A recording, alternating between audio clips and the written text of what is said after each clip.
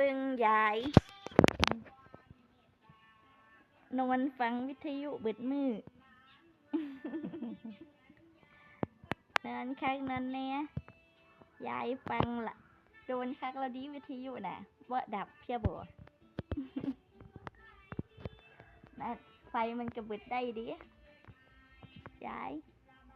เป็นหยังขาวใช่น่ะนะทาเองมันได้ทาอันยังใส่สบู่เองสบู่ทิมนี่น้ำมันน่ะสบู่ทิมยันนะ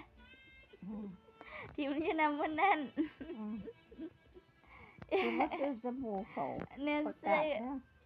นซื้อมาแล้วเราในก็เอาไว้กระตาหันดิสบู่ทาล้างหน้าน่ะ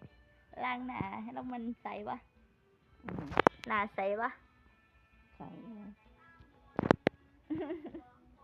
เขาข้าวเขาปักกันสั่งอยู่ก่อนสั่งอีหยังยายสั่งสบู่นะสั่งทางออนไลน์บ่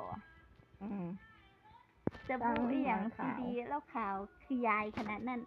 ยายคนขาวค่ะก็มีไผอยู่นะก็มีไผขาวเป็นกว่ายายเนนยังว่าขาวซ้ำยายเลยหน้าค่ำก็มูเนนน่ะบ่ค่ำล่ะแม่กับยายนี่ขาวค่ะ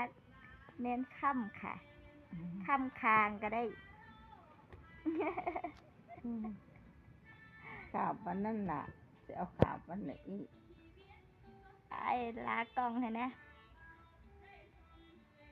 สิไปเล่าด้วยค่ะบาย